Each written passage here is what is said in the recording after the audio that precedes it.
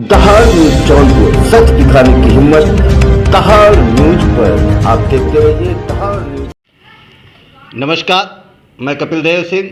इस समय जनपद जौनपुर के 370 मड़ियाहू विधानसभा में निर्दलीय उम्मीदवार अतुल दुबे जी हमारे बगल में बैठे हैं, जैसा कि आप देख रहे हैं। और इस समय चुनावी गहमा गहमी इतनी तेज हो गई है कि जैसे ही क्षेत्र में निकलो, इस समय सिर्फ चारों तरफ वही चुनाव के चर्चे, वही चुनाव की बातें, सारी चीज़ हो रही है।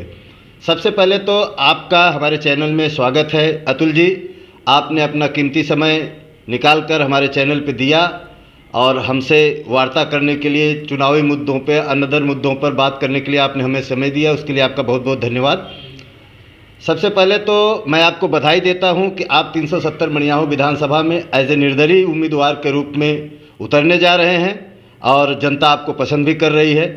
सबसे पहला सवाल हमारा आपसे है कि जो इस समय आपकी चुनावी तैयारियां हैं, वो चुनावी तैयारियां आपकी किस तरीके से हैं? धन्यवाद कपिल भाई। देखिए, चुनावी तैयारियां हम जागरूकता स्तर पे कर रहे हैं। हम लोगों के बीच जा रहे हैं, अपने मुद्दों को बता रहे हैं। हमारा जो मुख्य मुद्दा है वह रोजगार, स्वरोजगार का है। हर हाथ में काम देना, ये हमारा लक्ष्य है। और कैसे कैसे काम देंगे, कौन कौन से हमारे पास रोजगार, स्वरोजगार के विकल्प हैं, भूमिहीन किसान क्या कर सकता है, किसान क्या कर सकता है, पढ़े लिखे व्यक्ति क्या कर सकते हैं, हर विषय पर कैसे रोजगार, स्वरोजगार मिल सकता है, वो सारी हमारी योजनाएं हैं, जिस आधार को हम लेकर लोगों तक पहुंच रहे हैं। और स्वरोजगार फॉर्म भी लोग भर रहे हैं, स्वरोजगार में पंजीकरण कर रहे हैं लोग। जिससे क्या होगा कि वो क्या करना चाहते हैं, वो हमारे पास उनकी जानकारियाँ भी आ रही हैं। सर, जैसे जो भी नेता फील्ड में उतरते हैं चुनाव को लेकर के, चुनाव के उसमें उनका ये रोजगार, विकास, महंगाई, ये 3 मुद्दा तो रहता ही है। भले उस पर जो है अमल न करें, लेकिन ये 3 मुद्दे तो उनके रहते ही हैं। तो आपका कुछ नया ऐसा क्या है आपके स्वरोजगार योजना में कि जिससे लोग आपसे जुड़ें? देखिए, ये जो सारे नेता उतरते हैं वो बिना अध्ययन और बिना स्थानीय परिवेश को देखते हुए वो काम करते हैं। मतलब वो ला दिए भैया हम रोजगार देंगे, ये एक जनरल लाइन है जो सभी बोलते हैं। और हम क्या बोलते हैं, हम रोजगार, स्वरोजगार दोनों देंगे। और जो यहाँ की परिस्थितियाँ हैं, जो यहाँ के संसाधन हैं, उस आधार पे हम रोजगार, स्वरोजगार देंगे। यहाँ पे कितना पशुपालन हो सकता है, कितना मधुमक्खी पालन हो सकता है, कौन कौन सी फसलें यहाँ हो सकती हैं जिससे कमाई बढ़ाया जा सकता है, कितने क्लस्टर हमें बनाने हैं, कितने FPO बनाने हैं, कितनी मंडियाँ चाहिए, किन मंडियों में कोल्ड स्टोरेज चाहिए, और तमाम ऐसे हमारे पास मुद्दे हैं। मतलब एक एक बारीकी से हमने अध्ययन किया है। कौन कौन से यहाँ पर मैन्युफैक्चरिंग यूनिट लग सकती है, महिलाएं कैसे स्वावलंबन हो सकती हैं, अचार पापड़ मुरब्बा बन सकता है कि नहीं बन सकता है, कौन कौन से अचार बन सकते हैं, उस आधार पे हमने ये अपना योजना को हमने तय किया। यानी कि जो यहाँ की परिस्थिति है, जो यहाँ का माहौल है, उस आधार पे हमने अपनी योजनाएं बनाई हैं। और बाकियों का योजना क्या रहता है, वो एक जनरल कहते हैं हम रोजगार देंगे, हम स्वरोजगार देंगे। उनका कोई अध्ययन नहीं रहता है। हमारा पूरा सर्वे है, पूरा सर्वे के आधार पे हमने तय किया है, योजनाएं बनाई हैं। जैसे आप क्षेत्र में जाते हैं, लोगों से मिलने के लिए जाते हैं, तो आपके लिए लोगों का झुकाव कैसा रहता है, कैसा उनका व्यवहार रहता है आपके प्रति कि हाँ अतुल दुबे जी जो है निर्दलीय के रूप में आ रहे हैं और उन्होंने सबको देख लिया, सब यहाँ से विधायक भी हो चुके, सब जातियों वाला भी हो गया, तो आपको किस रूप में देख रहे हैं? देखिए, अब तक किसी जनप्रतिनिधि ने रोजगार, स्वरोजगार की बात नहीं कही है।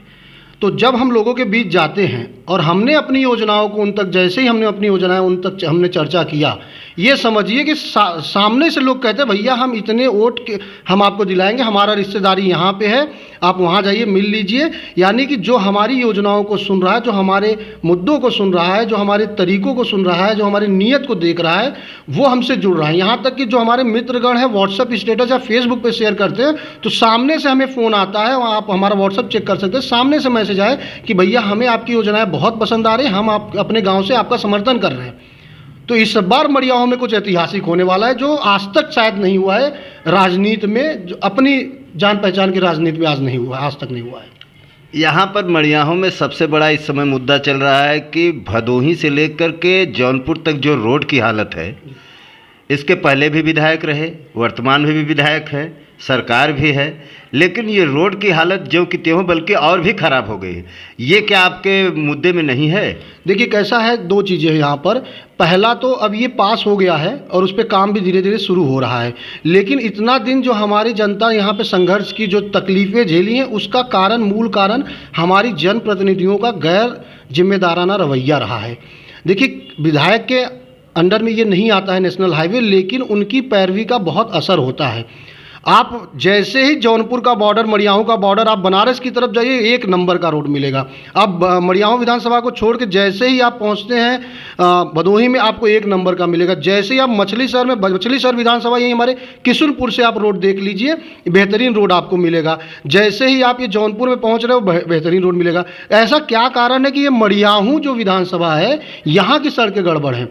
तो आज तक जो पिछले 10 सालों से, 15 सालों से जो यहाँ विधायक, मैं ये मौजूदा विधायक की बात नहीं करूँगा, जो 10-15 सालों से जिन्होंने राज किया, उन्होंने भी जिम्मेदारियों से काम नहीं किया है।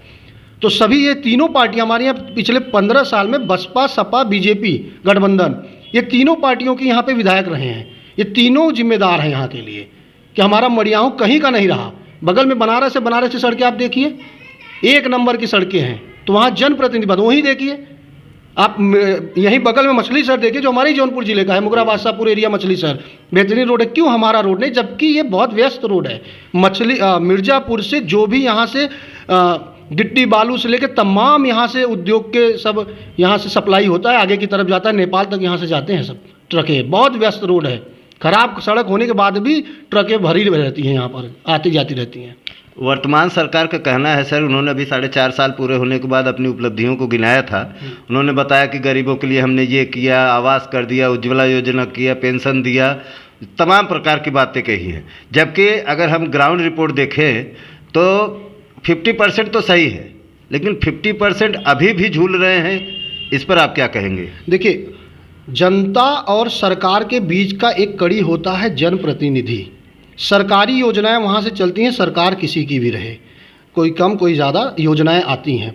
जनता अपना एक जनप्रतिनिधि बनाता है कि भाई हमारे जनता और सरकार के बीच के जो कड़ी है उसको पूरा करे वो, लेकिन जनप्रतिनिधि उस पर काम ही नहीं करते। हम कहते बताइए आप 5 साल में या 10 सालों में या 15 सालों में कौन जनप्रतिनिधि जाके ये गाँव में बैठ के मीटिंग किया कि भाई कितने लोगों को आवास नहीं है, कितने लोगों के पास यहाँ पर नल नहीं है, पीने की दिक्कत है, कितने नलों में खारा पानी आ रहा है। हम तो ये भी कहेंगे पेयजल की मुद्दा भी है, खारा पानी से कितने बीमार हो रहे हैं। आप अस्पतालों में कितने जनप्रतिनिधि जाके बोले कि डॉक्टर समय पे आ रहा है कि नहीं आ रहा है। तो जनप्रतिनिधियों का ये जिम्मेदारी होता है कि वो सरकारी योजनाओं को नीचे अमल में लाएं। और आप देख लीजिए कि मड़ियाहू में पिछले 10-15 सालों में, पिछले 5-10 सालों में क्या हुआ है और जनप्रतिनिधियों का क्या रवैया रहा है। केवल वो दरवाजे पे हाथ गोड़ पैर यही पकड़ते हैं, मुद्दों पे बात नहीं करेंगे। भाई दिक्कत क्या है गांव में, ये बताइए।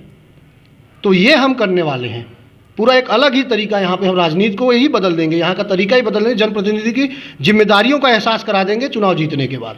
लेकिन सर, जैसे यही जनता ने, जो जनप्रतिनिधि हैं इस समय जो फेल हुए हैं पिछले 15 सालों में, तो वो जनता अब आपको क्यों चुने और आपके किन बातों पर आपको चुनने के लिए तैयार है? देखिए, हर व्यक्ति का अलग अलग मुद्दा होता है। किसी को रोज़गार की ज़रूरत है, किसी को शिक्षा में ज़रूरत है कि उनके बच्चों की पढ़ाई उज्जवल भविष्य हो जाए, किसी को चिकित्सा व्यवस्था की उनको दिक्कत हुई है, जिसके साथ घटना चिकित्सा से हुआ उनको चिकित्सा व्यवस्था सही चाहिए, किसी को सड़क चाहिए। तो हर व्यक्ति, हर परिवार की ज़रूरतें, मांग अलग अलग होती हैं। हमारी जो योजना है वो हर व्यक्ति, हर ज़रूरत को देखते हुए है। हमने कृषि के ऊपर योजनाएं बनाई है, हमने शिक्षा के ऊपर योजनाएं बनाई हैं, हमारे पास स्वास्थ्य की योजनाएं हैं, हमारे पास रोजगार की, हमारे पास पर्यटन की है कि कहाँ कहाँ पर्यटन के केंद्र स्थापित किए जा सकते हैं, हमारे पास पर्यावरण की है, हमारे पास यहाँ शुद्ध हवा पानी मिले, पेयजल की है, विद्युत की है, यानी ऊर्जा। आप जाइए गाँव में, 50 हर गाँव में आपको तारे 12-12 मीटर पर लटकी हुई मिल रही है, 12-12 फीट पर लटकी हुई हैं। यानी कि एक हम अगर अपना हाथ ऊपर कर दें तो ये जो वायरिंग हुआ है वो आप टच कर देंगे। और बहुत हमारे यहाँ पर घटनाएं हुई हैं पिछले 1-2 सालों में, कई लोगों का बिजली की खराब व्यवस्था की वजह से जाने गई हैं। जौनसीपुर का बहुत ही ताज़ा उदाहरण है, एक बच्चे का जान चला गया, तार खुलने पड़े हैं। तो हमारा क्या है कि हर विषय पर योजनाएं बनी हैं, तो हर कोई हमारे साथ जुड़ सकता है, जुड़ रहा है। और यहाँ के, क्योंकि आदर्श तो एक मुद्दे पे नहीं बन सकता, सारे मुद्दे उसमें शामिल हैं। और हमारा संकल्प है मड़ियाओं को आदर्श बनाएंगे। लेकिन अभी जो है कुछ लोग ऐसे हैं कि जो इस समय एक महाबीमारी जो अपने भारत देश में चल रहा है, कोरोना जैसी महाबीमारी है, कुछ लोग हैं, मैं नाम नहीं लेना चाहता, लेकिन वो लोग कहते हैं कि ये वर्तमान सरकार की चाल है, क्योंकि वो चुनाव आते ही पिछली बार भी ऐसे किए थे, इस बार भी चुनाव आ रहा है, तब लोगों के अंदर डर फैला रहे हैं कि कोरोना आ गया, कोरोना आ गया। तो इस पर आप क्या कहना चाहिए? क्या ये वर्तमान सरकार अफवाह और डर फैला रही लोगों के बीच में कि सही है?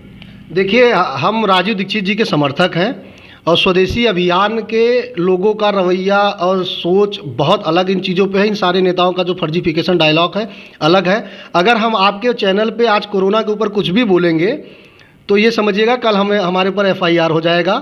और यहाँ पे पक्ष और विपक्ष दोनों की गलतियाँ हैं।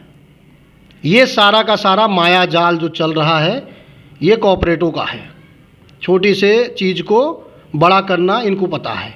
बाकी हम ज़्यादा इस पर कुछ कहेंगे नहीं फ़िलहाल। आप अपने मुख्य मुद्दों के बारे में बताएं जिस पर आप चुनाव लड़ेंगे। हमारा सबसे मुख्य मुद्दा है यहाँ पर रोजगार, स्वरोजगार, और दूसरा सबसे बड़ा मुद्दा है शिक्षा व्यवस्था। इन 2 मुद्दों पे हम चुनाव लड़ रहे हैं और इसके साथ साथ सारे मुद्दे शामिल हैं, चाहे वो पर्यटन हो, चाहे पर्यावरण हो, चाहे कृषि हो, चाहे स्वास्थ्य हो, चाहे आपका विद्युत हो, सौर ऊर्जा हो, या आपका सड़क हो, हर चीज़ शामिल है। लेकिन मुख्यतः हम फोकस करेंगे रोजगार, स्वरोजगार, अर्थव्यवस्था मजबूत करना है। शिक्षा ऐसी व्यवस्था बने कि यहाँ के लोग कुटीर लघु उद्योग, नौकरी, हर चीज़ के लिए अग्रसर हों। धन्यवाद सर। अभी आपने सुना, हमने यहाँ 370 मड़ियाहू विधानसभा से अतुल दुबे जी जो निर्दलीय उम्मीदवार हैं विधायक पद के, इन्होंने कहा कि हमारा मुख्य मुद्दा स्वरोजगार और शिक्षा है।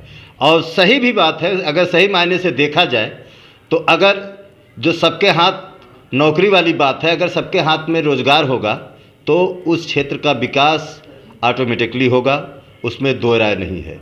तो आप जुड़े रहिए हमारे चैनल के साथ। ऐसे ही हम अच्छे अच्छे बड़े बड़े नेताओं के साथ आपकी बात कराएंगे, उनकी बात आप तक पहुंचाएंगे। और हमारे चैनल दहाड़ न्यूज़ जौनपुर को लाइक करें, सब्सक्राइब करें और बेल आइकन पर ज़रूर क्लिक करें। धन्यवाद।